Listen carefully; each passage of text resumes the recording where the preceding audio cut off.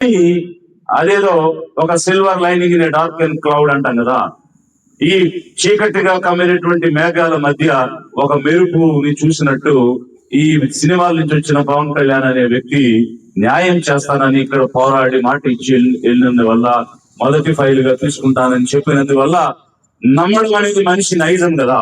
So ఎవరు ఇచ్చి ఆపదలో ఉన్నప్పుడు ఆసరాగా మాట్లాడిన, ఆశ కల్పించిన న్యాయం జరుగుద్దేమో అని ఆ తల్లి నమ్మింది.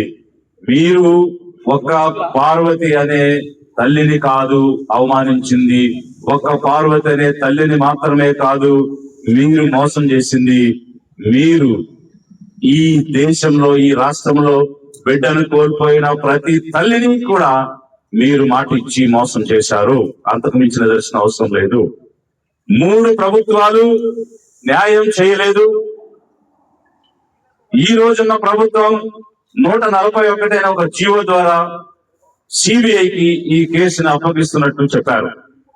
మరి కనీసం ఆ తల్లి పోరాడుతూ ఉంటే మేము సిబిఐకి కేసు ఇచ్చాము అని చెప్పాల్సిన కనీస బాధ్యత ఈ ప్రభుత్వానికి లేదా? ఎవరు పోరాడుతున్నారు? తల్లి పోరాడుతుంది. నేను జీవో చూశాను.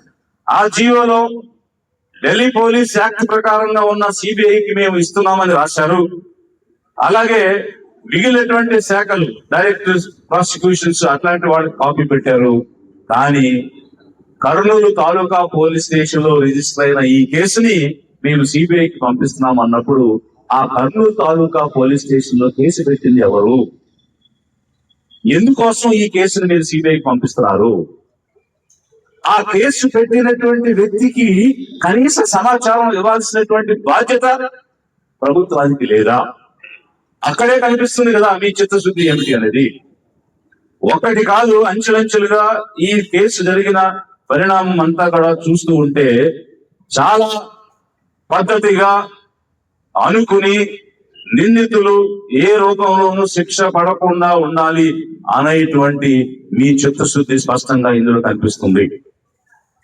ఆధారాలు లేవని ఎలా చెప్తారు?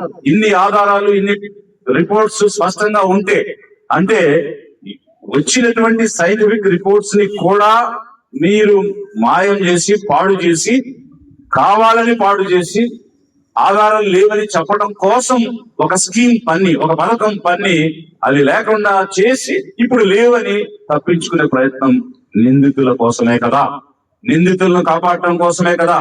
ఆ కట్టమంచి అనేటువంటి స్కూల్లో లగ్జరీ బెడ్రూమ్స్ ఉన్నాయనేటువంటి అపవాదం వచ్చినప్పుడు ఉన్నాయా లేవా అని మీరు చెక్ చేసి ఉంటే చర్య తీసుకోవడం, లేవంటే లేవని చెప్పాల్సిన అవసరం ఉంది కదా. అలాంటి చర్యలు ఏమీ తీసుకోలేదు. అసలు ఒక రెసిడెన్షియల్ స్కూల్లో లగ్జరీ బెడ్రూమ్స్ ఉండాల్సిన అవసరం ఏంటి? ఈ రోజు ఆ రెసిడెన్షియల్ స్కూలే కాదు, అనేక రెసిడెన్షియల్ స్కూల్స్ లో అవి ఉన్నతమైన విద్యనిస్తాయని, వెనుకబడిన వర్గాలకు మంచి విద్యనిచ్చి వారికి భవిష్యత్తు వస్తుందని SC, ST, OBC, minority, OC పేదలు అందరూ కూడా అలాంటి స్కూల్స్ లో చేరుతూ ఉంటే మీరేం చేస్తున్నారంటే అక్కడికి వచ్చినటువంటి అమాయకమైనటువంటి ఆడబిడ్డల్ని నిలిమి చంపేస్తూ ఉన్నారు. 7 పల్లిలో ఇదే వయసు కలిగినటువంటి ఒక బాలిక, ఒక షెడ్యూల్ కాస్ట్ కు చెందిన బాలిక ఇంచుమించు 6 నెలలు 14 మంది ఆమెను కంటిన్యూస్ గా రేప్ చేయడం అనేటువంటిది, ఆ బిడ్డ గర్భవతి అయిన తర్వాత విషయం బయటకు రావడం అనేటువంటిది, ఇలా అనేక రకాలైనటువంటి ఉదంతాలు రాష్ట్రంలో జరుగుతూ ఉంటే శాంతి భద్రతలు ఉన్నాయి ఈ రాష్ట్రంలో అని ఎలా అనుకుంటాం? ఒకవైపు నిర్భయ చట్టం వచ్చింది, మరొక వైపు దిశ చట్టం వచ్చింది. జ్యోతి సింగ్ అనేటువంటి మహిళకు జరిగిన అన్యాయం వల్ల ఆ చట్టం వచ్చింది. ప్రియాంక రెడ్డి అనేటువంటి ఒక మహిళకు జరిగిన నష్టం వల్ల ఈ దిశ చట్టం వచ్చింది. నేనేమంటున్నానంటే 80% మంది అధిక జనం ఎస్సీ, ఎస్టీ, ఓబీసీ, మైనారిటీలు ఉన్నారు. ఈ 80% మంది అధిక జనంలో ఎవరికి నష్టం జరిగినా ఆ నష్టాన్ని, అన్యాయాన్ని న్యాయంగా మార్చడానికి చట్టాలు రాలేదు. నిర్భయ చట్టం అందుకు రాలేదు, దిశ చట్టం అందుకు రాలేదు. వచ్చి ఉంటే ప్రీతికి ఖచ్చితంగా అన్యాయం చేసిన వాళ్ళకి న్యాయం జరిగే విధంగా శిక్ష పడి ఉండేది, తప్పు చేసినటువంటి వాళ్ళకి. అంటే అధిక జనం ఆలోచించండి. ఈ రాష్ట్రంలో ఉన్నటువంటి SC, ST, OBC, minority, OC పేదలందరినీ కూడా నేను కోరుతున్నాను. ఇది నిజమైన న్యాయం అంటారా? ఇది సమన్యాయం అంటారా? సామాజిక న్యాయం అంటారా?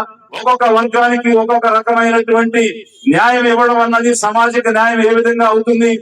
నిందితులు అగ్రవర్ణానికి చెందిన వారైతే, డబ్బున్న వారైతే, ధనవంతులైతే, క్యాపిటలిస్టులైతే వారిని కాపాడటమే ఎన్నికైన ప్రభుత్వాల యొక్క ఆలోచన, ఎన్నికైన ప్రభుత్వాల యొక్క ఉద్దేశమా?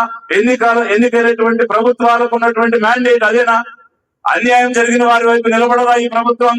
ఎందుకనంటే అది తెలుగుదేశం అయినా, జనసేన అయినా, బీజేపీ అయినా, వైఎస్ఆర్ సిపి అయినా, ఈ గుంపు పార్టీలు పెత్తందారుల పార్టీలు, పెట్టుబడిదారి వర్గాల పార్టీలు ఎప్పటికీ పెట్టుబడిదారి వర్గాలకే డబ్బులు, ఎన్నికల కోసం డబ్బులు ఇచ్చేటువంటి వాళ్ళకే కొమ్ము కాస్తారు అనడానికి ఈ ప్రీతికి జరిగినటువంటి తల్లి పార్వతికి జరిగినటువంటి అన్యాయమే ఒక రుజువు.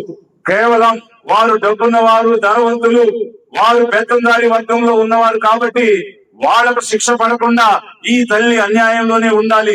ఇలాంటి తల్లులు ఎంత క్షోభించినా, ఎంత ఏడ్చినా, ఎన్ని సంవత్సరాలు పోరాడినా ఆ విధంగా అన్యాయం అయిపోవాలనే కదా ఈ ప్రభుత్వం పనిచేస్తుంది. గ్రహించండి.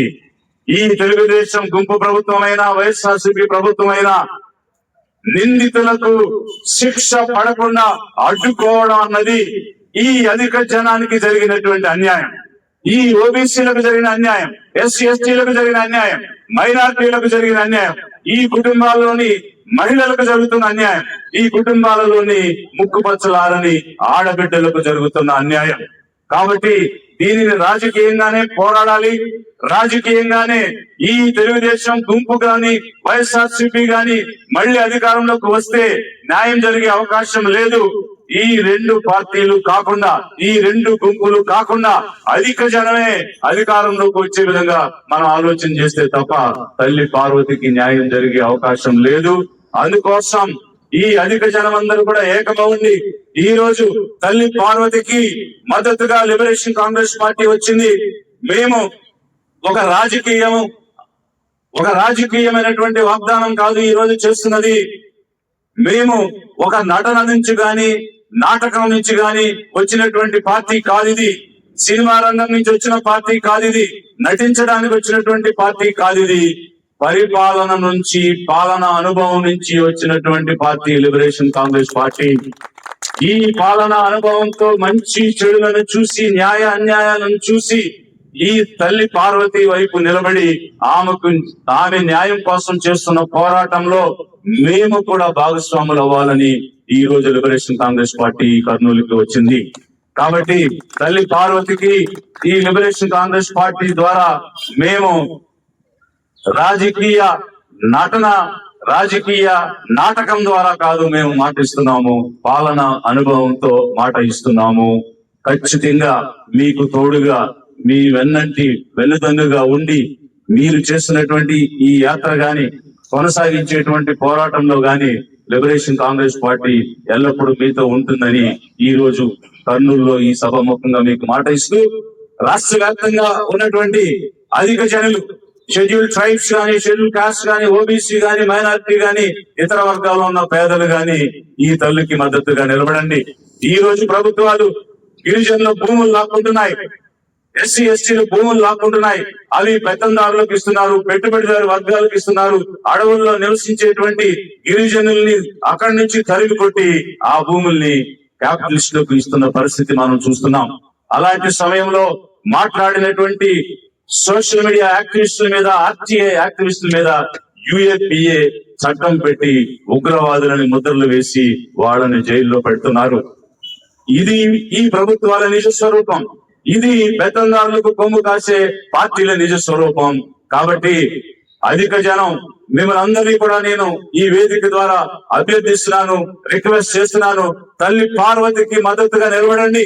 ప్రతి షెడ్యూల్ ట్రైబ్, ప్రతి షెడ్యూల్ కాస్ట్, ప్రతి ఓబీసీ, అదర్ బ్యాక్వర్డ్ క్లాసెస్, ప్రతి మైనారిటీ, ప్రతి పేద కుటుంబం ఈ తల్లికి తోడుగా నిలబడితే న్యాయం ఎందుకు జరగదు, నిందితులకు ఎందుకు శిక్ష పడదు, మనం అందరం సమిష్టిగా చూద్దాం. అందుకోసం రాష్ట్ర వ్యాప్తంగా తల్లికి తోడుగా నిలబడమని లిబరేషన్ కాంగ్రెస్ పార్టీ నుంచి పిలుపునిస్తూ మీరు ఇచ్చిన అవకాశానికి ధన్యవాదాలు తెలుపుతూ